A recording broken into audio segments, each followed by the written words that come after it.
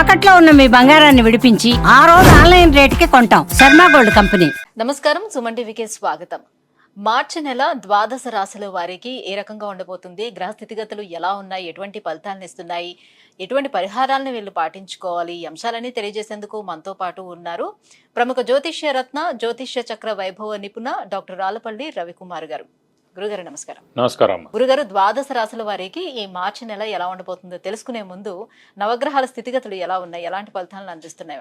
శరదిందు సమాకారే పరబ్రహ్మ స్వరూపిణి వాసరాపీఠ నిలయే సరస్వతి నమస్తే. సుమన్ టీవీ ప్రేక్షకులకు నమస్కారం.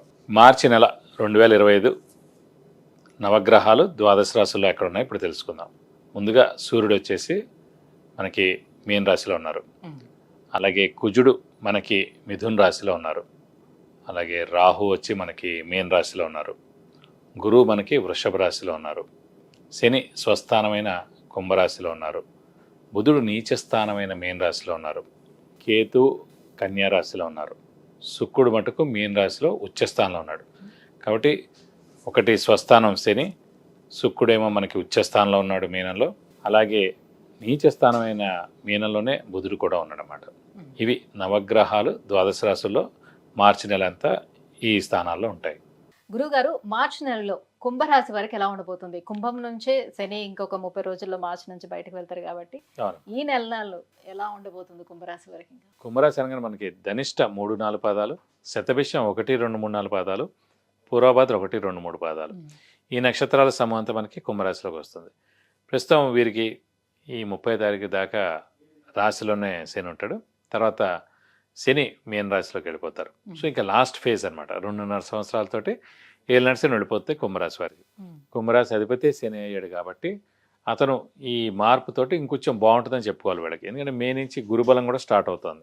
పంచమ స్థానంలో గురువు వస్తున్నాడు. ఇది కాకుండా ముఖ్యంగా ఈ కుంభరాశికి కూడా చతుర్థ భాగ్యాధిపతి, యోగకారకుడు, అదృష్టకారకుడు, లక్ ఫేవర్ చేసే గ్రహమైన శుక్రుడు ఉచ్చలో ఉన్నాడు ప్రస్తుతం. సో ఇతను మే దాకా ఉచ్చస్థానంలో ఉంటాడు. కాబట్టి మే నుంచి ఎలాగో గురుబలం వస్తుంది. ఇప్పుడు ఏళ్ళనాటి శనిలో ఒక 5 years అయిపోతుంది ఈ 30th మార్చికి. కాబట్టి ఖచ్చితంగా వీళ్ళకి యోగదాయకంగా ఉంటుందని చెప్పుకోవాలి. విద్యార్థులు కానివ్వండి, ఉద్యోగస్తులు కానివ్వండి, అలాగే వ్యాపారస్తులు కానివ్వండి, వీళ్ళందరూ కూడా, రాజకీయ నాయకులు, క్రీడాకారులు, వీళ్ళందరూ కూడా అత్యద్భుతంగా ఉంటుందని చెప్పుకోవాలి. సోషల్ మీడియా కానివ్వండి, అలాగే పత్రికా రంగం, యూట్యూబ్ రంగం, సినిమా రంగం, వీళ్ళందరూ కూడా అత్యద్భుతంగా ఉంటుందని చెప్పుకోవాలి. కాబట్టి ప్రస్తుతం మనకి యోగకారకుడు అయిన శుక్రుడు ఉచ్చలో ఉన్నాడు అనేది ఇంపార్టెంట్ అండి. ఈ 3 నెలలు అతను కవర్ చేస్తాడు. అలాగే 1st April నుంచి మనకి శని ద్వితీయ స్థానంలోకి వెళ్తాడు. అది కొంచెం బాగానే ఉంటుంది. అలాగే పంచమ స్థానంలో గురువు మే నుంచి స్టార్ట్ అవుతాడు. సో గురుబలం స్టార్ట్ అవుతుంది. సో ఒక్కొక్కటి అలాగా. ఇది మొన్నటిదాకా ఏంటంటే మరీ దారుణంగా ఉండేదన్నమాట కుంభరాశి వారికి. శని బలం లేదు, రాహు బలం లేదు, కేతు బలం లేదు, గురు బలం లేదు. ఇప్పుడు అలాగే అది ఒక్కొక్కటి కొంచెం స్టార్ట్ మెరుగవుతుందని చెప్పుకోవచ్చు. ఇక చతుర్థ స్థానంలో ప్రస్తుతం అయితే గురువు ఉన్నాడు కాబట్టి వీళ్ళకి గృహయోగం అనేది ఉంటుందా? సాధారణంగా చతుర్థ స్థానం అంటేనే ఎడ్యుకేషన్, గృహస్థానం, వాహన స్థానం, విద్యాస్థానం, మాతృస్థానం, సౌఖ్యస్థానం, జనరల్ హ్యాపీనెస్, ఇవన్నీ కూడా 4th house అండి.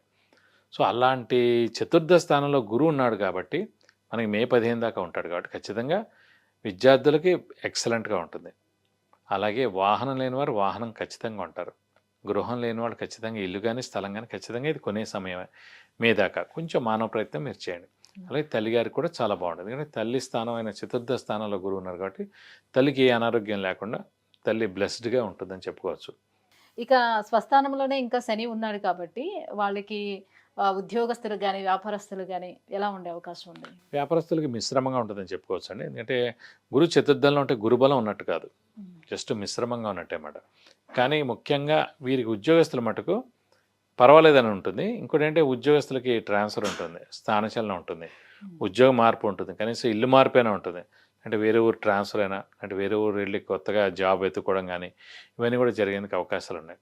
కాబట్టి ఉద్యోగస్తులు కూడా మిశ్రమంగా ఉంటుందని చెప్పుకోవాలి. వివాహాది శుభ కార్యక్రమాలు చేపట్టే అవకాశం ఎంతవరకు ఉంటుంది? ప్రస్తుతం ఏంటంటే ఇంకా చతుర్థ స్థానంలో ఉన్నాడండి. సో మే 15 తారీఖు లోపల మీరు సంబంధాలు చూస్తూ ఉండడం, మాట్లాడడం, ఖాయపరచుకోవడం ఇలాంటివన్నీ జరుగుతాయి. మే 15 తర్వాత ఖచ్చితంగా ఎంగేజ్మెంట్ అవ్వడం, లేదంటే వివాహం అవడం, ఇవన్నీ కూడా జరిగేందుకు అవకాశాలు ఎక్కువగా ఉన్నాయి.